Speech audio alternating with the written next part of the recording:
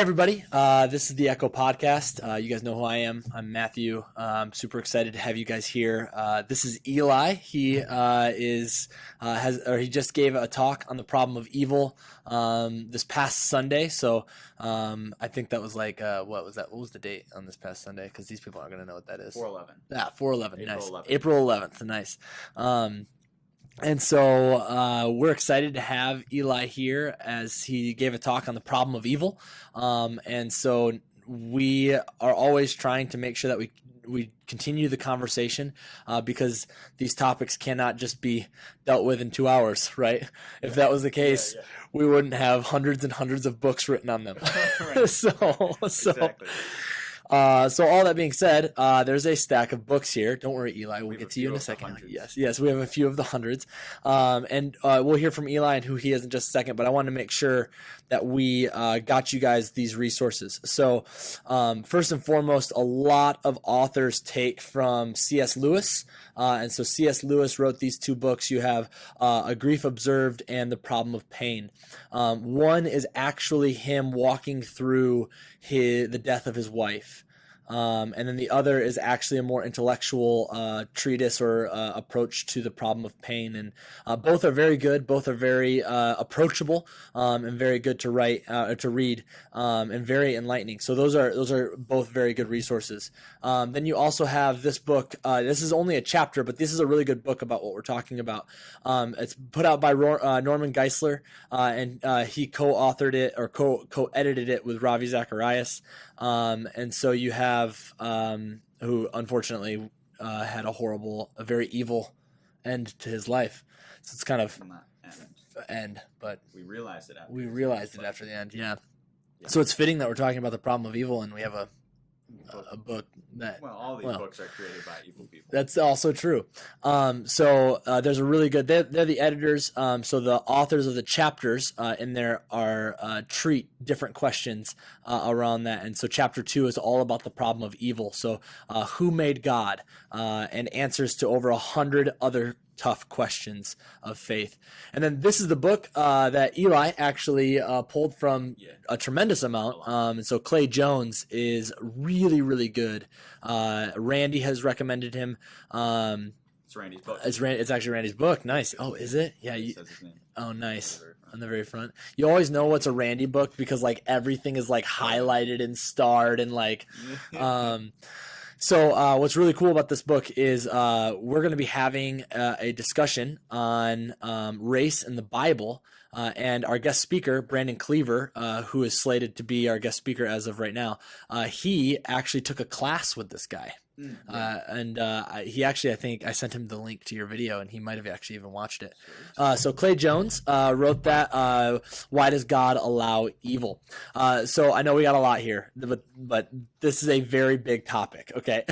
So then you have I Don't Have Enough Faith to Be an Atheist by Norman Geisler and Frank Turek. This is a really good book just in general. I know you have it. I don't know if you've had a chance to read a lot of it. But I read through this book. It's an incredible resource. It's basically an incredible defense of the Christian faith. And in there, Geisler writes an appendix on the title, If God, Why Evil, which he also wrote a book entitled by the same. Okay. We have two more books. These books are written by the same people, by the same person. Rebecca McLaughlin wrote them. This is her more adult book, if you will.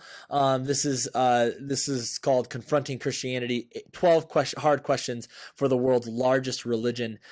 This book actually just came out, and more recently, this book just came out. This is the book for teens, written by the same author. Its title is 10 Questions Every Teen Should Ask and Answer about Christianity. And so there's not very many footnotes or research necessarily cited in here because all of it came from this book.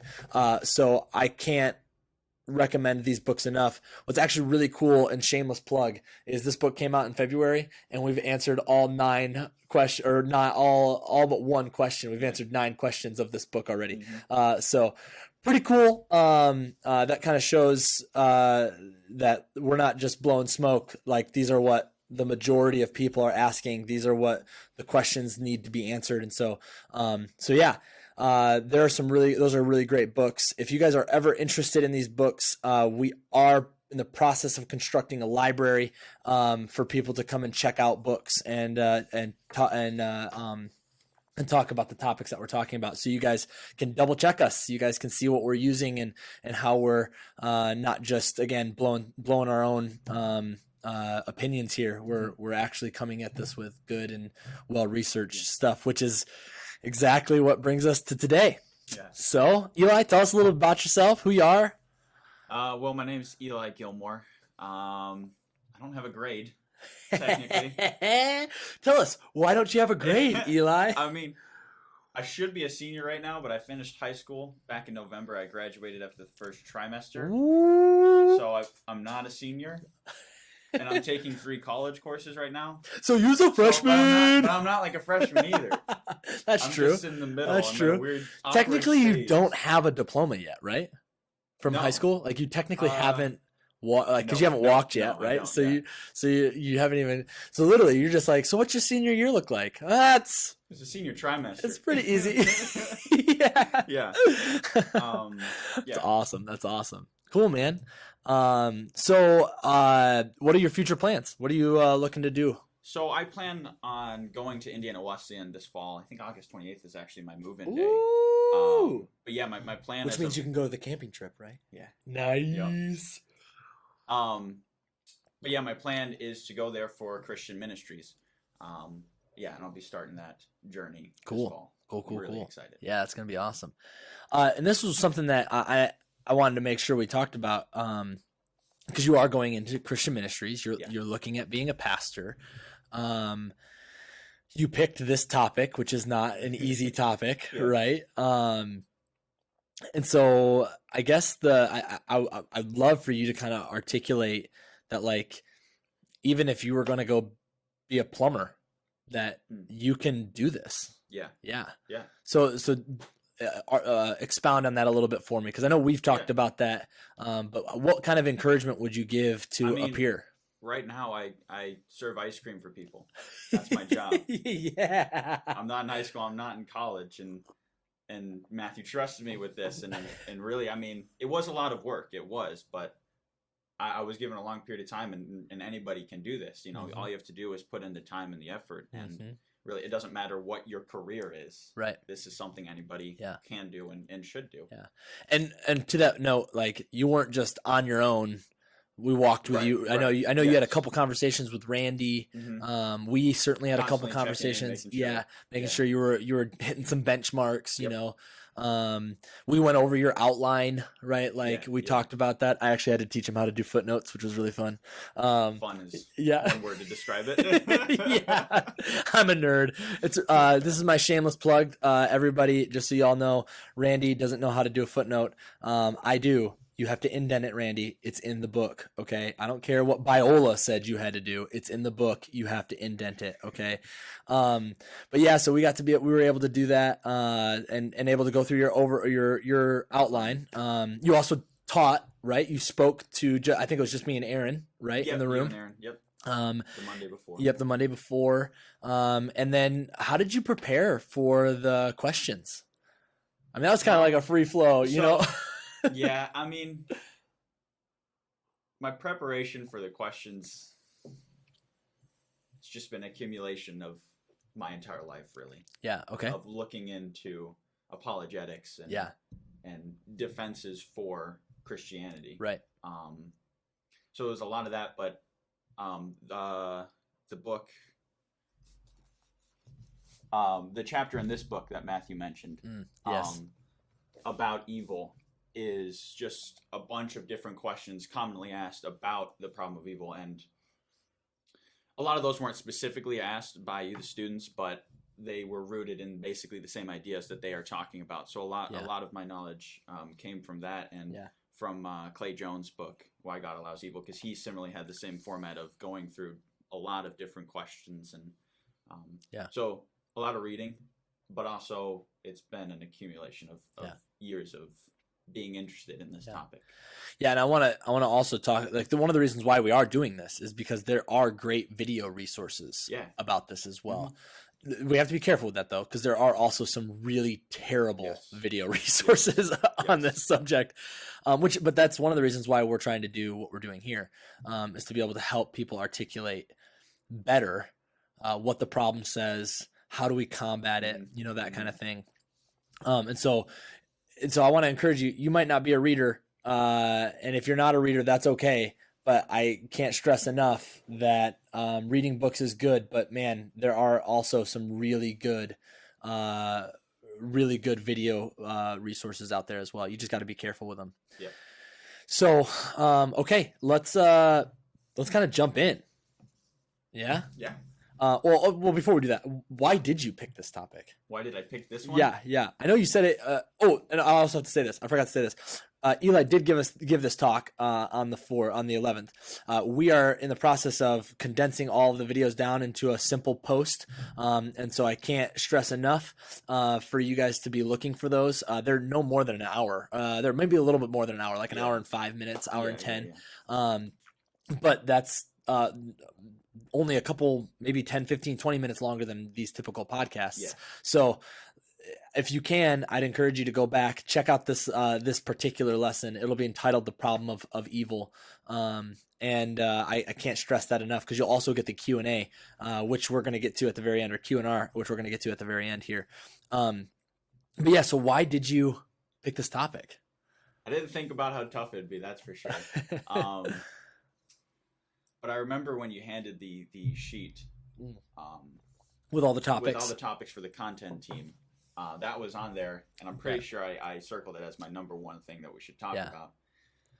Because when I think about back to the conversations I've had with my friends of their questions about my faith and about Christianity and their issues with it, that's the main one. Yeah.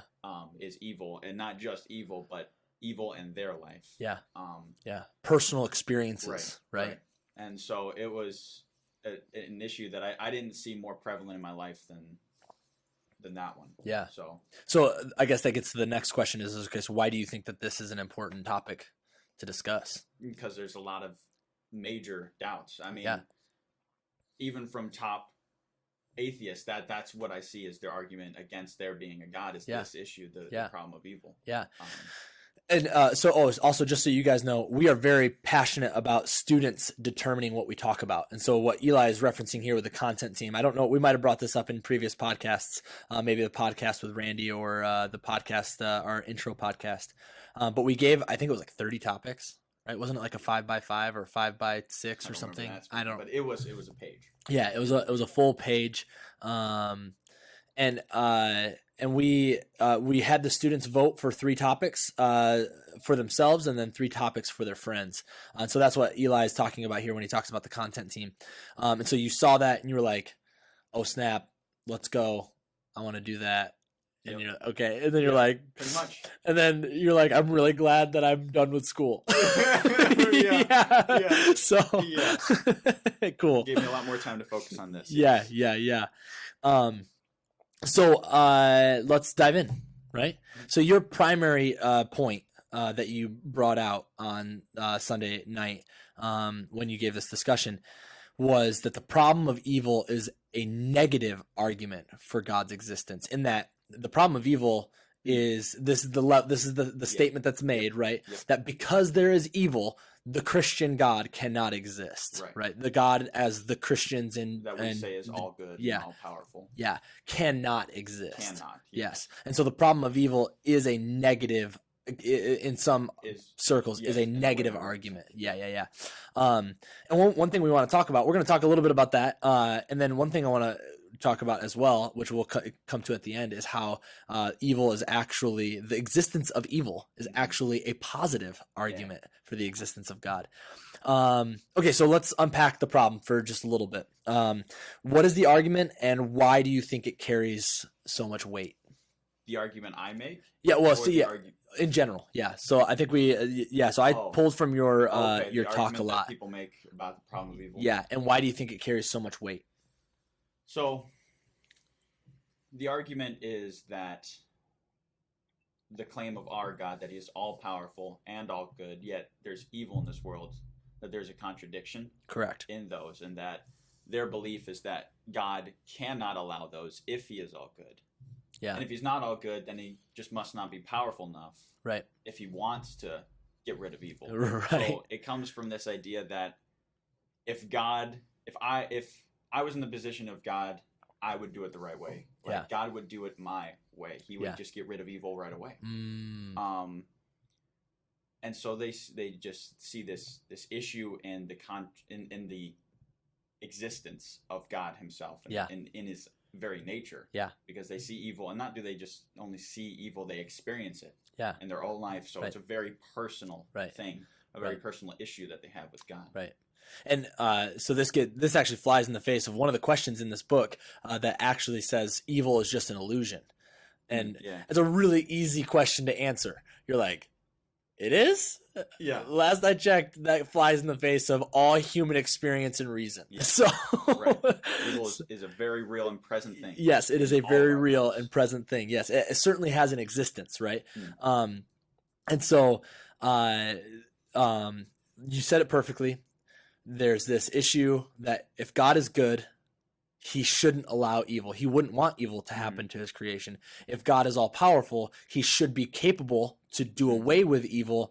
There is evil. Therefore, he is either not all good and wants evil, or he is not all powerful and therefore can't do anything with God with evil. God doesn't want evil. Yes. That's not what we're saying. God doesn't, and he can abolish evil. Yeah. It's just their question is, okay, well, why doesn't he do it now? Yeah. Why didn't he do it right away? Right. And that's their issue. And so there's that tipping point, right? It's either he is an evil God in that he wants evil things to happen, which is bad, right? Yeah. And therefore he would not be good. So it's an affront or an attack on his goodness, or it's an affront and attack on his all powerfulness. Right.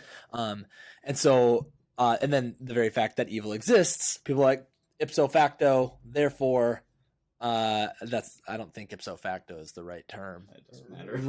Randy always makes fun of me. He's like, I love it. I was talking to him the other day. He goes, I love it when you use Latin terms and you don't know what it means. Is that Latin? Yeah, I don't know. No, it doesn't matter. Yeah, sure. Yeah, it's Pig Latin. Okay.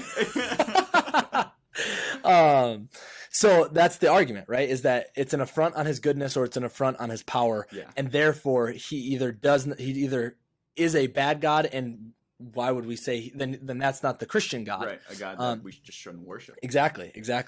Or he's finite, right? And that's what this is an actual theological term. Just so you guys know, if you're listening to this, this is a little bit more academic than typically we get to, but it's this idea called Finite-Ism. It's where God is not infinite. He is finite, right? And we are finite beings, meaning we have a beginning, we have an end, right? Our knowledge is limited. Our goodness is even limited. Our power is limited, right? We have a finite amount of energy, right? We will expel. We will die, right? God does not do that. Thus, he is infinite. So if he is infinite, he must be infinitely good, infinitely powerful, infinitely knowing, all of those things. But if there's evil, how can he be good and how can he be powerful is essentially how it boils itself down. Okay, so what we have here is as we work through this, we want to kind of unpack each of those claims, right? Because the one thing we established in our podcast with Randy on the inspiration and authority of Scripture is that the Bible is authoritative and reliable for what it says, right? So let's use that when it talks about God. What a better place to turn than the very letters he wrote to us, right? If he's talking about himself, we should kind of pay attention. So the question then can be broken, the issue can be broken down like this. God claims to be good. And there are several passages, but I just want to bring out a couple. So you have Psalm 25, verse 8, which says, want to read that for us? The Lord is both kind and fair. That is why he teaches sinners the right way to live. Ooh, man. What I love about that is I love the fact that he says sinners. Yeah. Right? Not like just people. Not just people. Nope. He teaches sinners. You know, it's like I feel like that's a phrase we get away from because we don't like the idea that we're sinners. I don't know if we get away from it as much as we just We're sinners. Yeah. We just say it. Yeah, well, really so you're, so you go the other way, right? Where we're just like, yeah, we're that. We're all sinners. We're all sinners. So if we're all sinners, it's kind of a meaningless statement. Yeah. I see what you're saying. That's what I think we do. That's actually an interesting thought. I didn't think about that. So then you have this next verse, Nahum 1:7-8. And this is actually a really interesting one. So, and I'd love to get your take on this because God's supposed to be good, right? Right. Here's what it says. The Lord is good. Done, right? Oh, wait. Oh, let's keep on. There's more. Indeed, he is a fortress in time of distress, and he protects those who seek refuge in him. All right, so let's move on. That's verse 7. Oh, wait. There's verse 8. But with an overwhelming flood, he will make a complete end of Nineveh. He will drive his enemies into darkness. That sounds like a really good God. I mean, you want God to dispel of evil in the world? That's what he's doing. Right? So, but we don't like that. No, we don't. We want to live. Yes. But we don't want to think of ourselves as evil. Yes. And so I loved what you said on in your discussion on Sunday night, because you essentially concluded, look, we are all sinners. Yes. Right? Like we just talked about. Not only are we all sinners, there's a book, and you alluded to this a little bit. It's a book called No Ordinary Men. And it's essentially, have you heard of this book? Your dad might have referenced it a couple times. What's it about?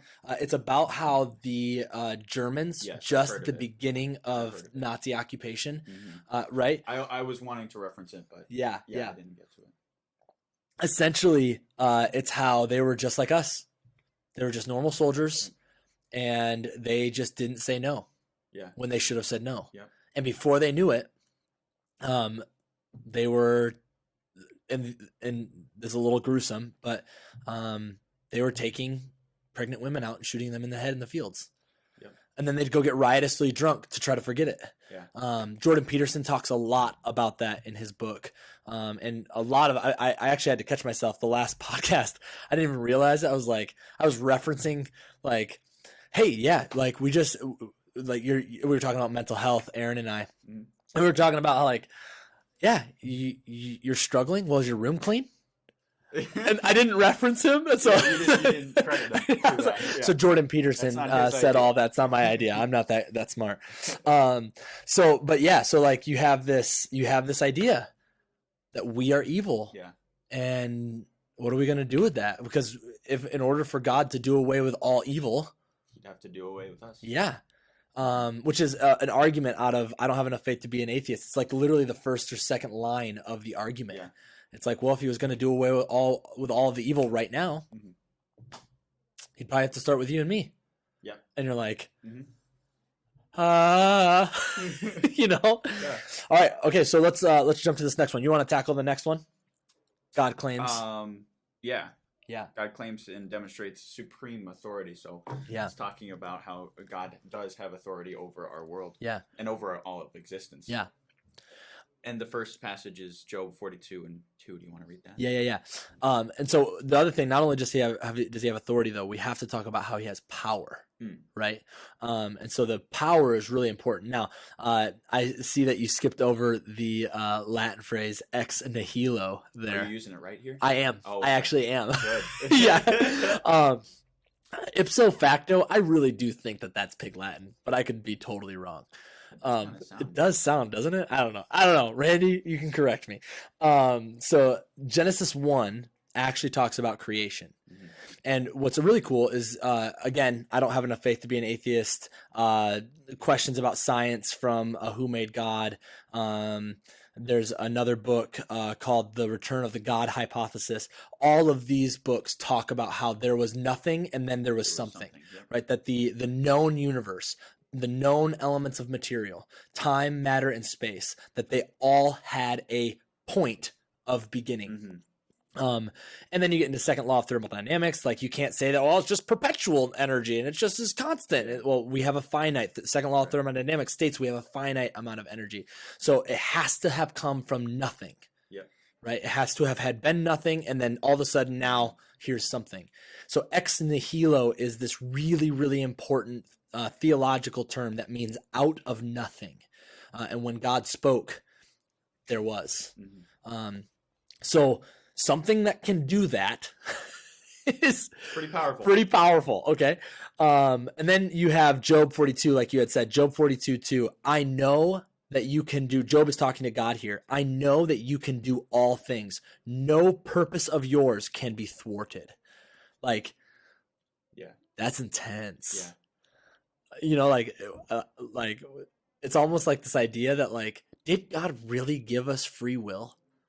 You know, like if nothing we can do can change his plans, yeah. You know, and then all of a sudden we're like, but then you're like, oh, well, if he allows us to do what we want, he gives us the power to choose. Yeah. It's like, oh, so then he is all powerful. It goes back to his supreme power. Exactly. So you're like, oh, so I guess in order for us to have power, we had to have been given that power somehow. Yeah. So, right. You know, oh man, it just gets so much cooler. Mm-hmm. So then you also have Psalm 39. You want to, or Psalm 33, verse 9. You want to tackle that one? For he spoke, and it came into existence. He issued the decree, and it stood firm. Yeah. So you have this, like, again, that idea, right? All of creation. Just through speaking. Yes, just through uttering a word. Yep. What I love about the creation account too is like at the end, Jesus rests on the Sabbath, and there's been a lot of people who are like, yeah, man, that was a lot of work speaking so much, you know? You're like, yeah, that's funny. Yeah. That's a good joke. Okay, so then this is the other one that I really do appreciate, and this is Isaiah 43:13. Again, we're talking about God claims and demonstrates supreme power. From this day forward, I am he. No one can deliver from my power. I will act, and who can prevent it? Like, what a statement. Right. You know? Oh man. I mean, this is where the fear of the Lord comes in. Yeah. Because he has this power. That's an incredible power point. Over your life, even if you don't recognize and see it. Yeah. It's there. Oh man, and you bring this up with Ananias and Sapphira, right? Like, yes. like those two. It's a story in Acts. If you go back and you watch Eli's presentation, Acts chapter 5. It's Acts chapter 5. Yep. Yeah, in Acts chapter 5, these two people, they come with a amount of money that they claimed that they sold their property for, and they give it to the apostles, and they say, "Here's all of the money." Yep. And Ananias, right, is the first one. Ananias. Yeah, Peter's like, why'd you lie to God? Yeah, what are you doing, man? So God killed him. Yeah, and like literally, he's like, you could have just given us half. Yeah, you could have even said your money. It was your money. You could have done But with it what you lied. Like, you didn't just lie; you lied to make yourself look better. Yeah. Like, what are you thinking? Right. And he's gone.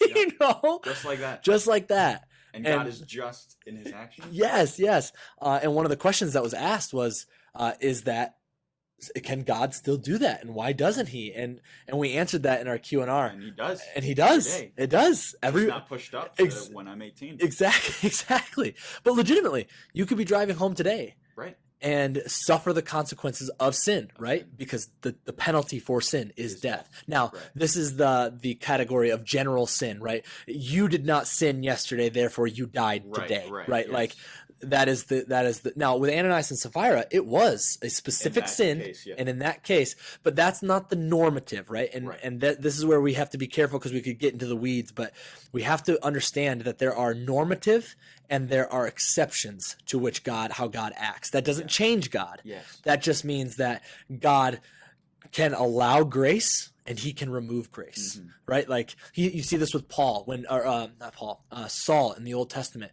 when literally the Spirit of the Lord is removed from Saul, and the very next verse is, and an evil spirit takes its place.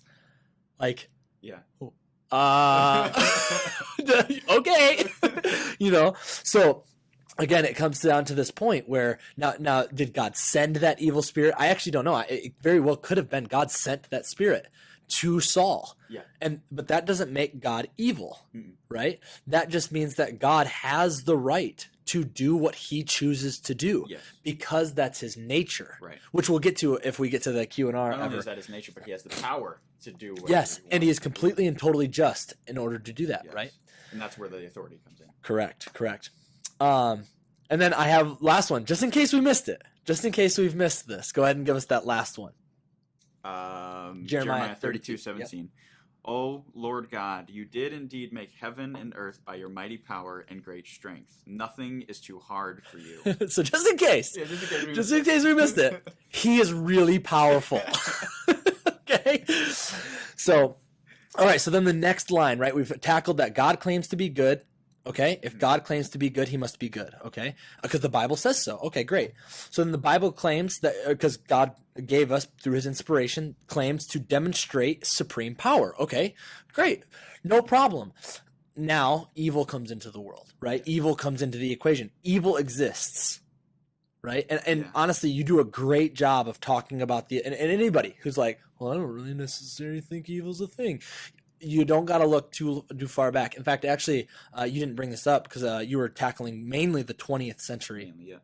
And just even within the past 5 years in Iran, there was a YouTube video that recently came out of terrorists beheading Christians, like just because they were infidels. Yep. Right.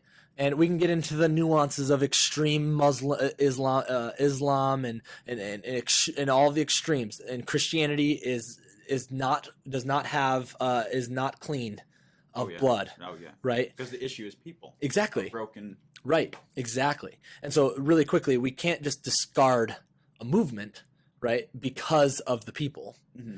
But you should also look to what the leaders of those movements said. Yeah. Right. Muhammad actually said to do those things. Yeah. Okay.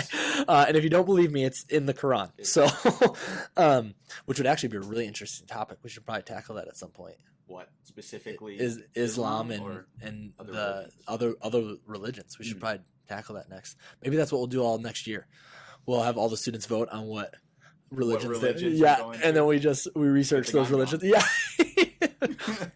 There's always internships.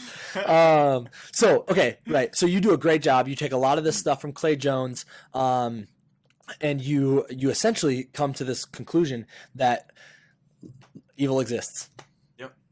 And there's really no way around it. Yeah. So then, therefore, a good God would not want evil to occur in his creation, and an all-powerful God would be able to stop evil from occurring. Yet evil exists, so God must either not be a good God or he must not be all-powerful, thus negating everything we just read from the scriptures. Right. So this is really interesting, that not only is the problem of evil an argument against God's existence, it's actually also an affront on the very character and nature of Scripture, which I don't you didn't tackle that, but yeah. Like, think about... other than the answers that contradict with the Bible. Correct. I'm briefly mentioning it, but yes. Yeah. So isn't that fascinating? I mean, like, why should I even believe in the Bible now? Yeah. So the direct affront to all that. And so here's where we land. As we know about a supreme being, if you take away any of these characteristics, they cease to be supreme. Yeah, just one. Just one, right? If they're no longer all good, it's not God, right? Because we are talking about the supreme of all of everything. And so that's why whenever I think when we were talking about your outline, we even went through and made sure all good and all powerful was at every single section, right? Okay, there it is. How do we turn the corner? How do we fight the argument? Fight the argument? Yeah. Well, you have to start with the idea that God is allowing the evil, because then that brings in that he is all powerful. Yeah. He's allowing it to happen. That upholds the all powerfulness of God. Yeah. And then after you come to that, you struggle with the all good. It's like, okay, well, why does he allow this? And Clay Jones spends a little bit more time on this but it's more of philosophy. Sure. I don't know the term. Yeah.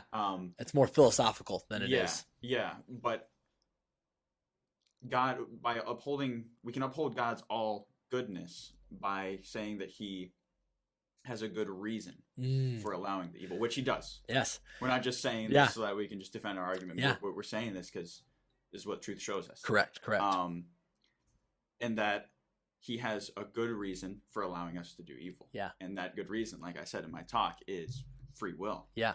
That he gives us the ability to choose. And the ability to choose is not a negative thing. We make it a negative thing. Correct. Yeah. So that's how you can start the answer. The answer, yes, because you're tiptoeing around one other characteristic of God. Or do you know what one you're tipping around? Yeah, the all-knowing. Yeah, the all-knowing, right? The omniscience, right? So really quickly, here's 3 theological terms for you. You have omnibenevolence, which is all goodness. Then you have omnipresent, that's everywhere.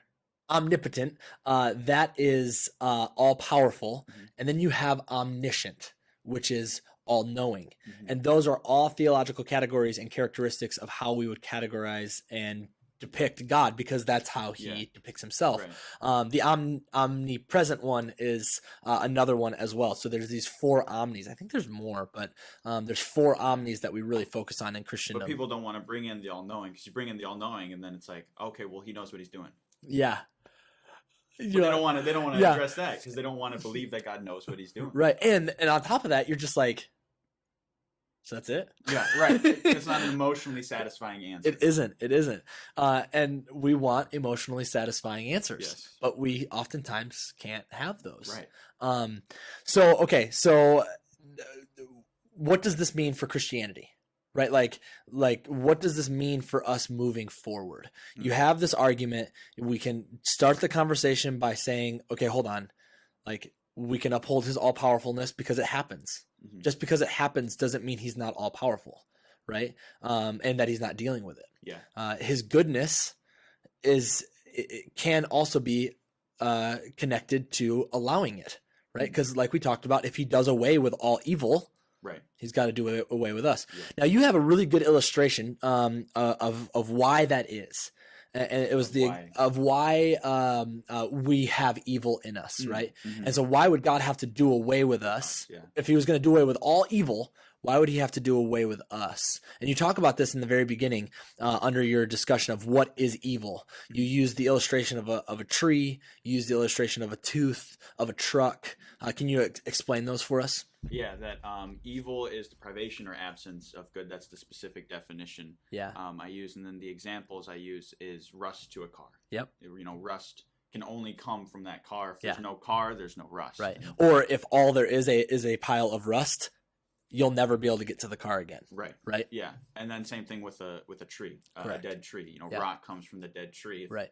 There is no tree, there's no rot. Right. Right. So evil doesn't exist by itself. Correct. It has to be subtract from that which already exists, that which is good. Yes. So it's something that is less good. Yes. So not only would he arguably, right, because there's an argument that God curses the ground because of Adam, right, when he sins. Yeah. Not only would God have to do away with all of us. Well, not that he curses the ground. Okay.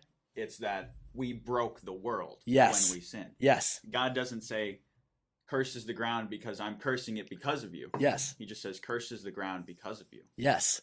So because of you. Yes. Because of the decision we made. Yes. When we sinned, we didn't just break ourselves, we broke the entire world. So then would you say that there is a privation of the original good within creation? Yeah. Because of us? Yeah. So that's exactly what I would say. The conclusion then comes, not only would God have to do away with us, he would have to do away with the entire world. The entire of all of reality. Yes. Because our brokenness has permeated all of everything. Mm-hmm. Right? We can't go to Mars and no longer die. Yeah. Right? Okay. It's like traveling to Mars will probably kill us. Yeah. So that being said, even death outside of this earth is still death. Mm-hmm. Right? So we can't go into the stars and not find death. Yeah. And so this is where, just look at any supernova that's ever occurred. It's literally, they call it the death of a star. Yeah. Right? So it's kind of crazy to think about that we humans caused stars to die. Yeah. Like, that's crazy to think about. Mm-hmm. And so then on top of that, that literally just came to me here. I never even really realized or thought about it that way. That's kind of... It's kind of... Well, the good thing is we have a solution. Yeah, right. We actually have hope. Yeah. And the beautiful thing is that it is not our faithfulness, right? Yeah. So can you explain how you landed the plane of the solution to the problem of evil in your talk? I mean, the solution's the gospel. Yes. And that's what I landed with. It's hope. Because even though I said that the reason bad things happen to good people is because there are no good people. That we are not good. That is rude, Eli. It's truth. Yeah. And it's not emotionally satisfying, but it is true. But it is true. Right, because when we sinned, we created a world that's not emotionally satisfying, so we can't. Oh, wow. We can't look for emotion. What a statement. We need to repeat that. I'm sorry. We need to repeat that. When we sinned, we created a world that is not emotionally satisfying. Yet what are we always seeking? Emotional satisfaction, right? Man, we should just end right there. We haven't even shared the Yeah, right. So let's go for it. Like, how does the gospel save us from the problem of evil? Well, I don't know if it saves us, but it does it twofold. Okay. It helps on this earth, and then it eventually takes away evil altogether from our life. Yeah. But we will not, unless he comes down before we die, but we won't see evil defeated in this life. Yeah. The only way we do that is by dying, and then we see evil defeated. Yeah. Because we have a new life, right? Right. We've been given a new spiritual life now, but once we die, this Paul talks about how this tent will perish. This tent will fall away. This flesh will fall away, and then we will be ushered in to live a brilliantly new life, a life without evil, without suffering, without any of this that we're talking about. Yeah. Although I think that we will still suffer when we work out and we get stronger, and and that will be that'll be a fun evil. I guess that's the wrong term. It won't be. It's the wrong term. It won't be an evil. Won't be an evil. But again, that's so far ahead. Yeah. And something we can't even fully picture. Correct. So again, it's not emotionally satisfying. Yes. But that's what's so beautiful about the gospel is that he meets us where we are here now, and that. Oh man. Keep going. Through Christ, we can do good things, even though we aren't good. Yeah. Because it's through the supreme power and the supreme goodness of God that we can look to for those things, to do those things in our life and bring them into this evil, broken world. Yeah. And it's when you take God out of the equation that the evil happens. Yeah. And then there's absolutely no purpose whatsoever for evil when you take God out of it. Yeah. Right? Because then I can just do whatever I want, whenever I want, however I want to, because there's no objective standard. Right. Which gets us to our positive argument for God's existence, right? And this is where it gets really tricky, or really, really cool. So go ahead and articulate for us how the problem of evil is actually a positive argument for the existence of God. There's a quote from this book. Is it this book? Yeah. Okay. This book right here. It's the one that I use the definition of evil from. Yep. But in it says, let me find it. Evil actually presupposes the existence of God. For there is no way to know there is injustice in the world unless one has an objective standard of justice beyond the world by which he knows the world is not just. So can you unpack that for us? What is that saying to us? In the terms that I've heard, often it's subjective morality and objective morality. Subjective morality is where we choose what's right and wrong. Correct. And we choose it by, I don't know, what feels right. Yeah. And then objective morality is the objective morality that exists, the one that we get from God. That God says this is what is right and this is what is wrong. Yeah. But subjective morality, you take away God, you don't look at him as the authority, and then you just do what feels right. It's why you get people like Hitler. Yes. He felt like what he was doing was right. And so when you get into subjective morality, whatever you deem right is morally correct. Correct. And so when you take God out of that picture, then comes evil. Yeah. And so what you're articulating is you're talking about the moral law, right? The objective standard is that moral law. Yeah. And that moral law has to be atheist, non-atheist, theist, Hindu, has to be the same. Yeah. And the reason why is because if it's not, then there is no objective standard. Right. And then you can do whatever you want. Whatever you want. Exactly. Which then falls into subjectivism and relativism, right? So what the argument is that the reason we know evil is because there is an objective moral law. Yes. That we can see the objective moral law and see the evil in this world and see that it's not lining up with what has been established. Yes. And if there is an objective moral law, then there needs to be an objective moral law giver. Mm-hmm. And that's where God comes into the picture of establishing what that moral law is. And that's what he's done through his word. Right. And then it can also be said philosophically, if you close your mind or close your eyes and think of the supreme good, if you think of this thing, you will not be able to think of anything on this planet. Yeah. Right. But there's this illusion, I don't want to say illusion, that's the wrong term. There's this category out there that's like, yeah, I could see something being all good. Mm-hmm. That like they never do anything wrong. You can comprehend that. And the very fact that you can comprehend it could logically lead to its existence. Now you can comprehend a unicorn, you can comprehend a cancerous world, you can comprehend all of these things. Doesn't mean they're real. It just means that it is plausible or possible for that being to exist. Yeah. But that's just agnosticism, right? Agnosticism is like, I think it's possible. It's possible. It's possible. It might be true. So what this is saying, though, is that based on the very definition of evil, mm-hmm. and because you can think of that supreme good as that standard of goodness and then see the evil, you can see, oh, there must be a standard of goodness out there that we're not meeting. That this event, even if you just took one event, this event does not meet that supreme good. Whatever that supreme good is, let's not even call it the Christian God yet. Let's just call it that supreme good. Whatever this terrorist beheadings or the falling of the Twin Towers, whatever you call that, that is not the good. Yeah. You can clearly see that is a privation. That is, it's not the way it's supposed to be. And there's a supposed to be. Yeah. Right. So that is in and of itself an argument for the existence of a good God, right? Mm-hmm. So this actually gets into another discussion that one of the questions was that one of our students had, and we as per usual have gone over our time. But one of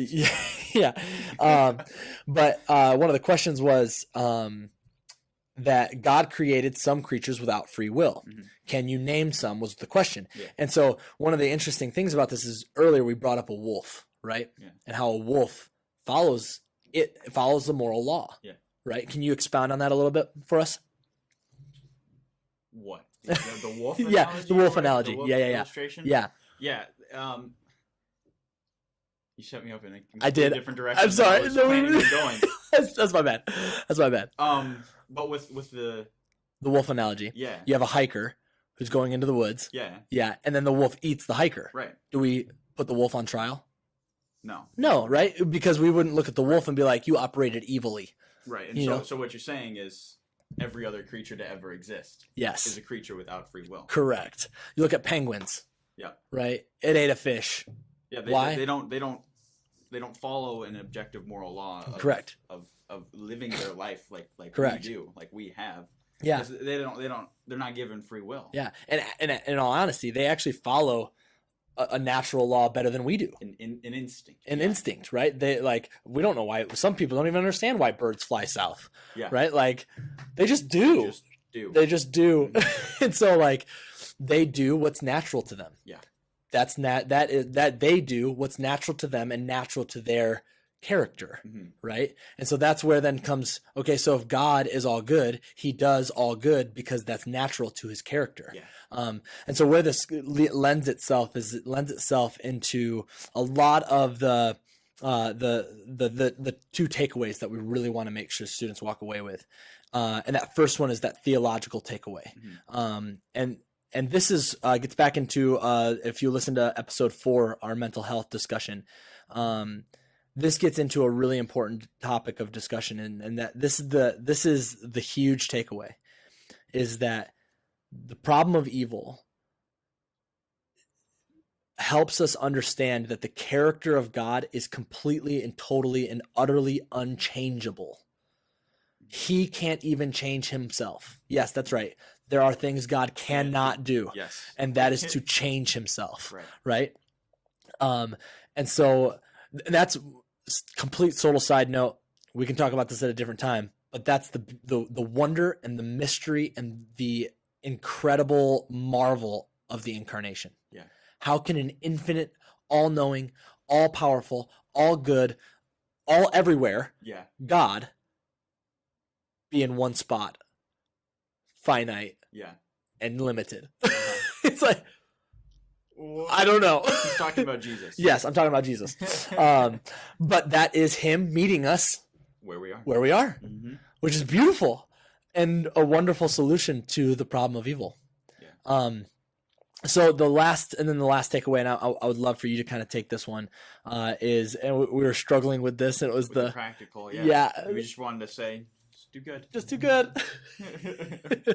So tell us, what's our practical takeaway? Right. I mean, it's good to have defenses for our faith, for our belief in God. And I mean, the Bible even tells us to be ready and prepared with answers for people that question. So it's good to have it in the mind, but it's pretty much useless if you're not going to act it out. Yeah. If someone in your life sees you defending for God, but you're acting a completely sinful life, one that is in rebellion against God. Unrepentant, right? There's the word I was looking for. Thank you. Yeah. Then they're not going to listen to what you say. So we have to bring it into the practical sense of okay, how are we going to put this into our life, and what are we going to do? Yeah. I want to nuance something really quickly, just for our audience. You're not saying that we have to live a perfect life. No. You're saying that it is in the face of sin, because you do sin. You and I both sin. Yes. Our audience, you guys sin. You are just as evil as we are. What are you going to do with that sin? Yes, it's the repentant heart that does give you a place to stand. Right? It's about saying, I have sin in me, but just because I have sin in me does not mean I don't have the ability to make these stands. Yes. Okay. So thank you for that. But that clarification, because it's an important one to have. But then it gets into when I talked about asking you to reflect on your life and the choices you've made and the thoughts that have gone through your head. Yeah. And saying that the reality is that we eat the fruit daily. Yes. We of Adam and Eve, right? You're talking about the Adam and Eve, right? We sit at the tree and we say, God, I don't need you to teach me. I'm just going to take it myself. Yeah. And we in essence perpetuate the Adam and Eve story every single day. And then in Adam and Eve, in that story, had two options. Yeah. They had the option to learn from God, like you said, or they had the option to take the fruit and try and learn for themselves. Yeah. And so that's exactly the practical part in our life is, are we going to look to God to learn? Or are we going to turn to ourselves again and turn to that fruit and turn to that tree? Right. And try and learn from that. Yeah. And then even after that, right? Because we will still take the fruit. Right. We will still sin. Do we run and hide? Or do we conceal it? Or do we go to God and confess? Right. And do we go to others and confess? Do we actively bring our sin into the light so Jesus can wash it? Yeah. You know, that's the gospel. Yep. It is the evilness in us that we have to confess. Yeah. And if we can confess that, he is faithful and just to forgive us of our evil, of our unrighteousness. And that, man, that's the... Well, I mean, and the beautiful thing of it is he just doesn't forgive it and then leave you on your own. Right. He forgives you and then works with you on that sin and your other sins so that you can live a better and more fulfilling life. Yeah. Even if you come back to the same sin, even if you come back to the same pile of vomit, he'll still come back with you. Oh, we're going to do this again. Okay. I'm here with you. Yeah. Like there's nothing more beautiful than that. Right.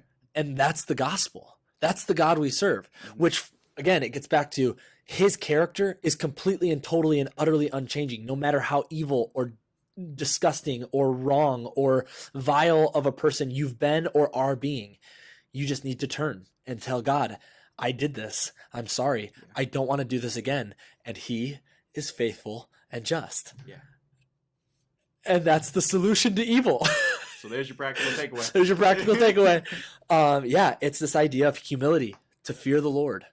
I love that, man. So then this is the other last thing that I want us to take away from here, and this is kind of the hope that we have, right? Our hope is not in us. Our hope is in a God who is all powerful, who is all good, and who knows what he's doing. And so here's the logical syllogism for the solution for the problem of evil. Here's how it goes. If God is all good, he will defeat evil, because an all good God cannot allow evil to stay. Mm-hmm. If God is all powerful, he can defeat evil, because he is all powerful. He is capable of doing it. Yeah. There's one other line that I want to add in here. Mm-hmm. Not only is he capable of doing it, he is all knowing. And if he is all knowing, he knows the perfect and best way to deal with evil. Yep. In all of its entirety. And we're not all knowing. And we don't know it. Therefore, evil, and so then the next statement, evil is not yet defeated. Right. Clearly it's not. Present, it's real. It's real. It's here. It's in each and every one of us. We can confess it, but then we will still perpetuate it. Yeah. We still bring evil into this world.